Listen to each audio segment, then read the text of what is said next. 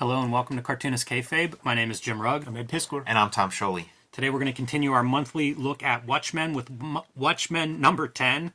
Before we open this up, Ed, tell us about Red Room. Red Room, the Antisocial Network trade paperback, hitting shops November 9th. Jimmy, I said it before, say it again. Amazon bought half this print run, so that means that all the other comic shops in the world have to fight for the rest of that half that's out there. And I much prefer people get this thing at their local comic shop, support their comic shop. So please order heavy so that you don't get lost in the sauce with the second, reprint. More than 70 pages of additional material. You see all these extra drawings, and the Kayfabe brothers, man. The way we rock things nowadays. If your table of contents is basic, you didn't work hard enough, man.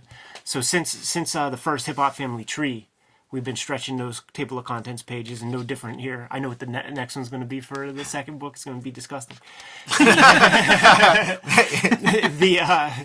If you think it's that disgusting, means something. Whenever you say it's going to be disgusting, and this is on the next page, yeah, oh man. boy. I'm also serializing the next round of Red Room comics at my Patreon, patreon.com/edpiskor, and you could pre-order those new comics. Going to start coming out in December at the Fantagraphics website. All those links in my link tree in the description below this video.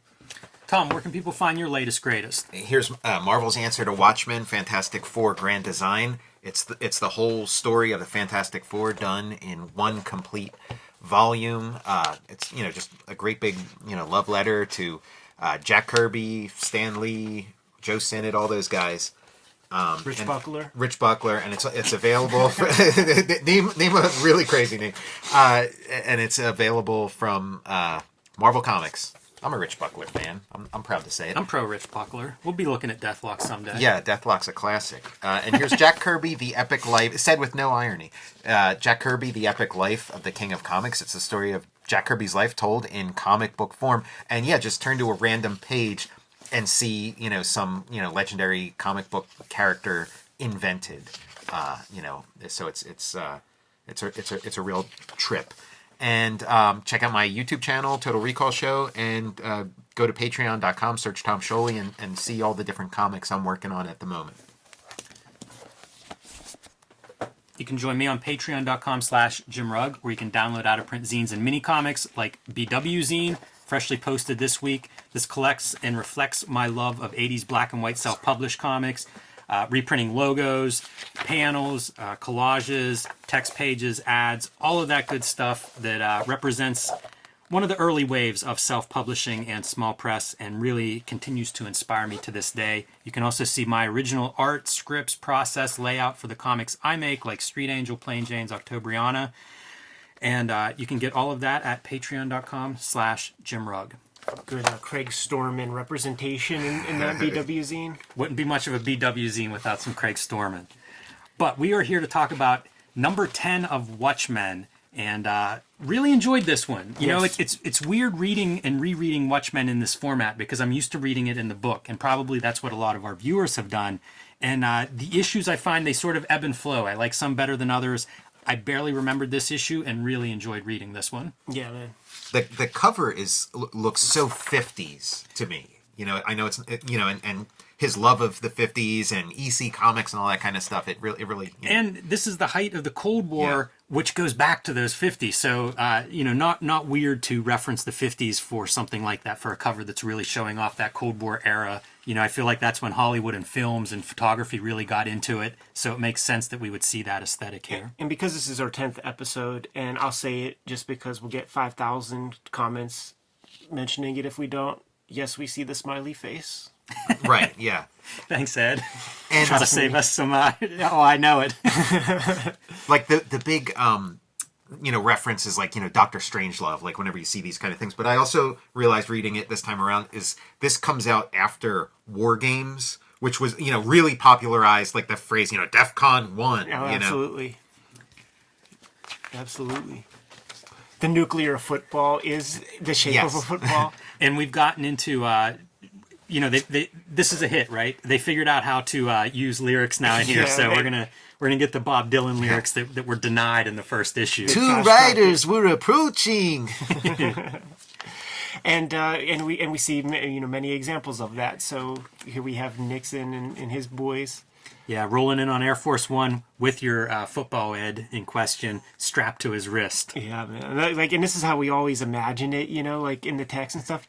And this is the good stuff too. Like, he's got his like left hand guy trying to talk him out of like the Mad Bomber stuff. Then you got G. Gordon Liddy like trying to talk him into doing some crazy, scary stuff. Liddy was a guest on Howard Stern show. You remember that? Yeah. And he was talking about all the weird like assassinations and stuff. Right. Like just like it was for fun. Putting poison Tylenols in people's houses just so that they would. He called it Tylenol Russian roulette, and you put a poison Tylenol in there and know that there'll be, or whatever the prescription is, that it has a 30-day lapse. You don't know when, but they're going to be dead in 30 days. And that G. Gordon Liddy was in like a previous issue too, congratulating the comedian on the Kennedy assassination. And I'm guessing this is supposed to be Kissinger. I mean, everybody's like a little bit older than how you would normally see them because, he wasn't kids in the audience. Nixon wasn't president in the 80s. This was an alternate universe. Yeah, pretty horrific now. Like, I feel like I've listened to enough podcasts about near problems with nuclear launches and how that process works. You go through reading this stuff and man, it's not reassuring for modern times. There's also this great little bit, like, he has no idea where Pat Nixon is. He says, oh, yeah, she's fine, I guess. She's in an undisclosed location. There's two more riders. Yes. I love the atmosphere. This is such a great trick, and I feel like since we started doing these Watchmen looks and looking at Dave Gibbons this way, I've been employing more of this like soupy atmosphere stuff to just sell you on depth more, create another level of things that are close that you can push behind. Yeah, definitely. Put that thing in the extreme foreground. Great way to get that depth going. This is such a polluted looking river. It feels like it's perfect. Again, every issue we compliment Higgins. I'll do it here right now. I love all the greens and purples and stuff. I think it looks amazing. I've also noted in the past, like, Gibbons' art to me at times looks more Gil Kane than Gil Kane. Here I'm going to say a little bit of Joe Kubert in some of the inking and the muck here, some of the marks.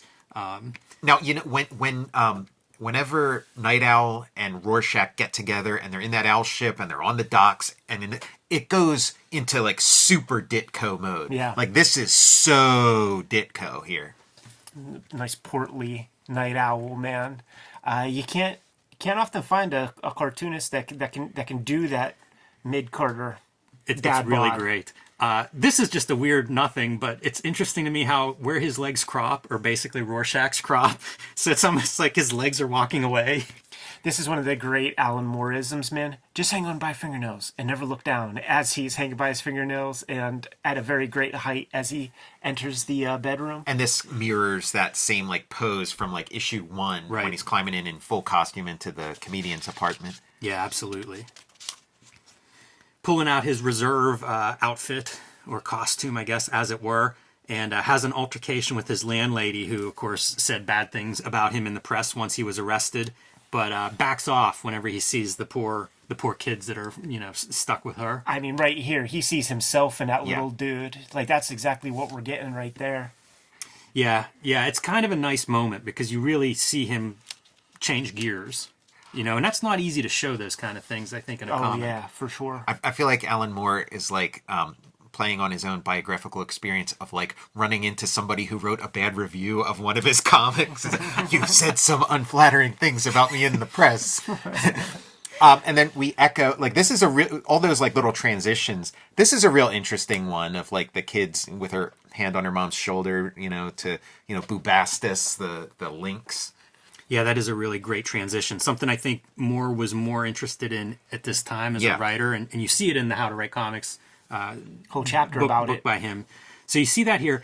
I think the contrast too, and some credit to Higgins for like going very different in terms of saturation as we cut to a different place, but also Dave Gibbons in terms of the symmetry and the cleanliness of these. It's almost cold. Taking the black off the page, a lot of shadow. Dim light in the Rorschach bit. Now we're in Xanadu. Yeah, this is like sort of like poverty, sadness, desperation, and then this is like the 1%, living on the top of the world. Right. And like, reviewing this in, COVID times, like when we flip the script, unless there's something on this page you want to talk about, where he's like, I need concentrated information. And he's like looking at stuff thinking about like what he's going to invest in. I know a lot of people that made a lot of money over this past year with the very simple idea of like, what do people need in a pinch, and let me invest in those things. That's essentially what he's doing right here. Well, Ed, like, that's a great point. He's talking about, like, I see imagery of oiled muscle men firing machine guns and cartoon teddy bears with hearts on. So everyone's retreating into infantile thing because of fear about wanting to run away from responsibility. And I'm like, man, like you're calling us all out. Now you can't buy a copy of Contra for less than $100. I was on Heritage Auction and saw like a sealed copy of like the Avengers NES game, like in with all those like Marvel original art pages and stuff.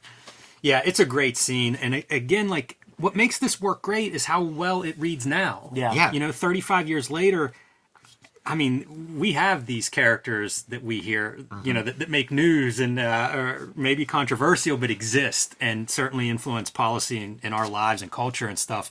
And it's a pretty good archetype for that. Yeah, like back then it was like the 1980 like Gordon Gekko types and stuff, and before that it's like people profiteering off of war and shit, and now it's like we have profiteering off of pandemics. And it's like put up all my Instagram accounts at one time so I can see. I was going to say, if you go a little bit less literal, it's any one of us sitting at home in front of our screens with access to every screen ever. And just, formulating crazy ideas and plots and thinking we can put it together with these pieces. I can see this puzzle. Jim, you are Ozymandias. Please don't say that. I don't want to be any of these characters. Man, the owl ship is just eye candy. Like Gibbons designed this ship for me. Yeah, every time I see it, I love it. This is like the aspect of Watchmen that is kind of like the most copied, and like where it's like, oh, this is a really cool, badass, superhero with a cool ship. I have no idea how popular like UFO stories and UFOs in water were in the 80s when this is coming together. But I mean, that's a really common UFO element of UFO sightings today, is how much they come in and out of water. And like, it's the perfect shape. But I have no idea if that's something that's on the radar of either of those guys or not, at this time. I mean, Alan Moore's talking about seeing snake gods and stuff. It wouldn't surprise me. That's true. I love this moment. This is like a moment of friendship, right? This is probably one of the few moments of Rorschach. We saw it a couple pages ago where he connects to that kid and backs off. There's a moment here where he recognizes a friendship with Night Owl, and it's kind of great. It's the human moment of Rorschach, which in a way I hate because I think Rorschach's a scumbag and we shouldn't glorify him. But it's a great human moment of him. It's what makes a comic like this, what elevates it from your typical superhero comic, is the complexity of these characters, and it's a moment like this that makes Rorschach complex. And it's what you do before you vaporize the guy. True. Yeah, right. And and even in this moment of like, I don't know, sentimentality or whatever, he's got to, followed up with a joke, about like how the guy won't let go of the handshake. Yes. There's a beat there. He's definitely creepy. See, another example of that soupy atmosphere, like in front of and behind the buoy. Mm-hmm. It's awesome. And the great color, which reflects the Black Freighter comic book that we were watching, like the same color scheme now for them. It's almost like it's bleeding into their world. And that just looks like mud that they're coming out of. Totally. You never see anybody use, like, you have access. To me, the yellow with the black in it, that's like Kamiko coloring. Like when Kamiko was like, Marvel and DC, they only have 64 colors. We have 128 colors. And then when you look at their color guide, it's like, yeah, well, all those colors have black in it, and it looks like diarrhea, but it works perfectly for this scenario. That little bit of like turquoise blue that they put in there just to make that orange pop. Oh, yeah. Really subtle. And we get some of the Black Freighter and a disturbing chapter of the Black Freighter story. It's culminating issue. He's around the bend. He's made it home where he believes pirates have seized on his colony and his true love and has just killed them all. And whenever he sees a couple of those colonists, it's like they must be they must be in cahoots with the pirates. Two riders, by the way. Yes, once again, and kills them and describes how they both die. This is like a theme that Moore returns to again and again. The idea of somebody who has created their own personal narrative where they're a hero. And they're going to save the world, and they're going to get the bad guys, and it makes them do something completely unhinged and like cause all kinds of destruction in because they're living out this self-inflating fantasy. It's also cool what he's doing where the captions from the comics are now overlapping the real life, the blurring of that fantasy versus reality. And I mean, for us reading it, it's 100%, right? Because like we cut from comic book to fake news headline here. I love that layering. That's a pretty good technique. Two Jehovah's Witnesses writing approaching. Do we think he's gone overboard with the two riders? We'll see. Another fun color choice. You know if this is recolored, and I guess there is a recolored one. I bet those two figures are not red standing in the middle of the panel. Yeah, I bet they're brown. Another fun scene where they switch kind of roles a little bit. Rorschach is looking for information. They want to know who tried to kill Ozymandias. And, they're going to these underworld bars, and he's torturing it out of people. Everybody sells him out, by the way, like this panel where they're all looking at him whenever he's like, all right, who did this? And everybody just stares at him. It's a good callback because, these people, they know Rorschach now. Absolutely. But the flip is Dan, Night Owl, losing his shit whenever he finds out about Hollis and that this guy might know something or be involved in it. And Rorschach has to pull him off. And now we're getting like the larger conspiracy. You start to like figure out the shape of this like larger conspiracy that was mainly shadowy stuff in the background. Yeah, like when you start seeing the pyramid and stuff, and also just the color. I mean, we saw versions of that just at that Xanadu. This pyramid thing, all the Egyptian motifs and stuff. This is like a death barge. Yeah. Again, call back to the Black Freighter comic. We've been watching horror on the high seas in comic form. We're going to see a little bit more, but I love the green water of the ocean at night. I always think, Ed, whenever you say, don't color the sky blue, I feel like same thing with water. Like, just don't do the local color choice. Figure out something else that works. Because it definitely sets a mood having that kind of green and secondary lighting. But as our barge of artists and intellectuals floats back to civilization after working on their mystery project, we see that blow up. The Hitchcock Truffaut. Show the bomb. Jim, is this why they haven't announced your mystery project yet? They're going to like kill everybody involved first. Curse you, Tom. I like how they show the bomb too, because these two have snuck off to get a little loving under the deck, and he sees the bomb and she does not, and she's just excited to be with this guy she loves, and he's like, she's like, "What's wrong?" He says, "Nothing's wrong." Yeah, he chooses not to tell her, and kind of a moment of tenderness there, which again, I'm impressed anytime these kind of things are expressed in a comic book, especially a superhero comic book. And a little piece of her drawing gets washed up on the shore. All right, so checking out Ozymandias' office, try to find clues, what they missed. Yeah, this is like the exposition part, and like the first time reading Watchmen, I'm like, oh, cool, we're gonna figure out what's going on. And then having read it a bunch of times, this part kind of checked out a little bit, reading it. This is perfunctory. I mean, like, it's a necessary step the story has to take, but not the most exciting to me, at least. I think it's cool, the link that Moore makes with Egyptian pharaohs and religions and gods connected to, like, modern-day superheroes. I feel like that's a very deliberate choice and kind of makes sense. And not original either. I mean, like, Kirby would link gods and superheroes, of course. The ship once again coming up. Thank you, Dave Gibbons, for making these panels for me. I enjoy them. Great perspective.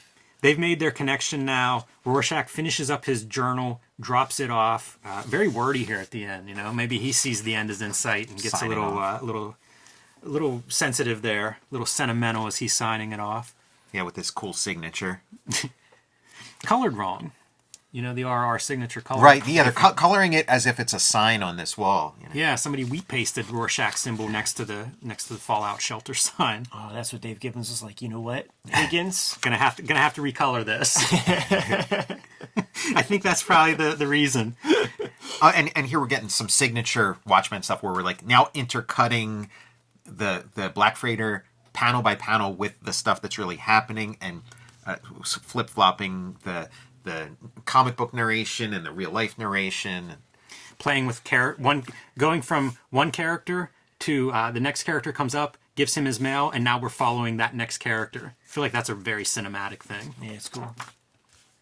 And he's delivering mail to this right-wing conspiracy newspaper. Yeah, the New Frontiersman. And that's the Rorschach Journal being delivered there. Put it on a slush pile. And we That saw they're planning to destroy. That they announced they're planning to destroy. we saw an excerpt of it in like a previous issue's back matter, and it's just like a straight up like racist thing. So this is Rorschach's favorite magazine. Right. And we're back to Rorschach being a scumbag. Yeah. He's gone to that news vendor several times, like looking for like the new issue and stuff. So it's well established as being a kook. Amazing coloring choices here. This is the first time we're seeing this pure blue, this issue, maybe this comic book. I mean, there's so many secondary colors throughout this comic. So we get here, and what is it? It's cold. The ship is going to crash. The engines are failing with ice. But it's just like, it's all in the color. In this panel, great drawing from Dave Gibbons that doesn't look like Dave Gibbons. Like, it looks like he's using some different... Be like Hergé or somebody. Yeah. Very clean. Yeah, line. like Peter Max. It feels like something else, and I really like it. Guy Peeler. It really, that Totally. makes sense. Great panel of the diving, failing owl ship. I feel like they stole this for The Force Awakens when the Millennium Falcon lands in the snow. Could be. That's pretty good, though, for movement of the ship just barely clearing the cliff.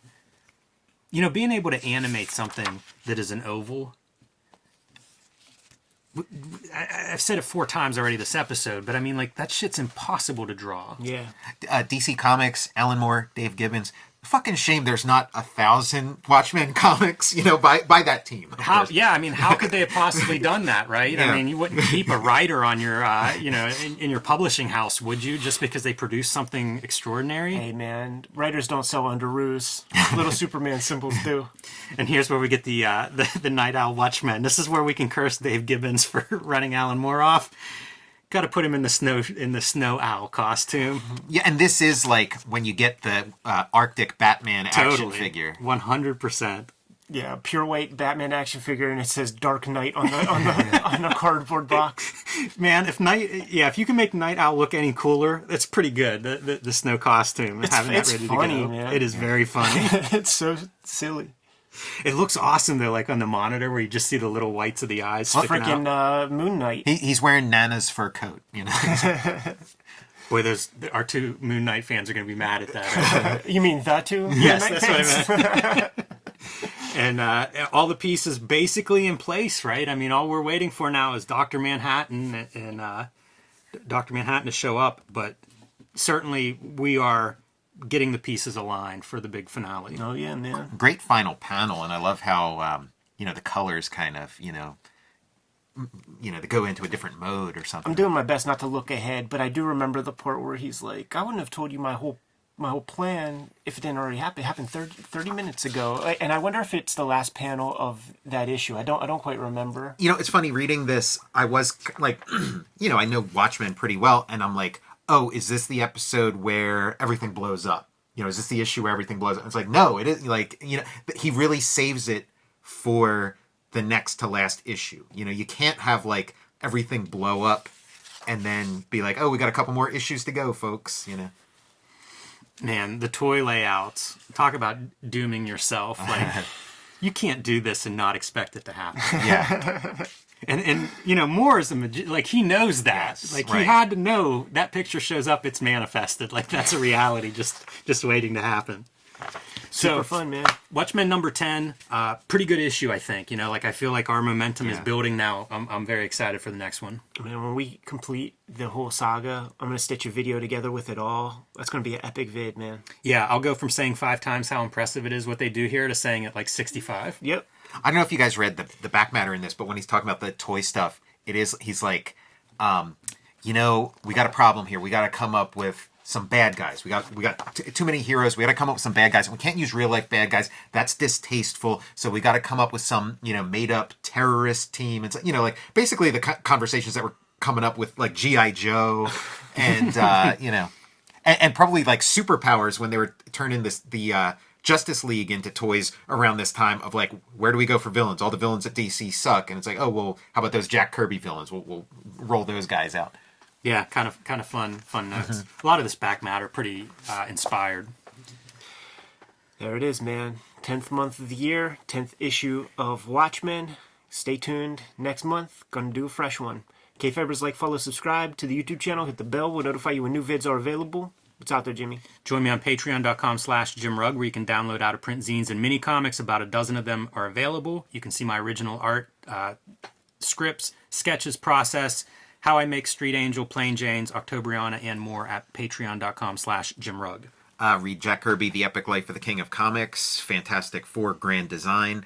On my Patreon, I started a new comic called Monster Society. Go to patreon.com, search Tom Sholey, and check out my YouTube channel, Total Recall Show. Red Room Comics, the Antisocial Network trade paperback hitting stores November 9th. Go to your local comic shop, pre-order this thing. Half the print run got taken by Amazon, and I want comic shops to absolutely have the rest to sell. Also serializing the next round of comics at my Patreon, patreon.com/edpiskor. You could pre-order the first issue of the next round that'll start coming out in December at the Fantagraphics website. All those links in my link tree. Subscribe to the Cartoonist Kayfabe e-newsletter at the links below this video. You can also find Cartoonist Kayfabe t-shirts and merchandise like this shirt at the links below this video. Given those margin orders, Jimmy, we're going to be on our way. Read more comics.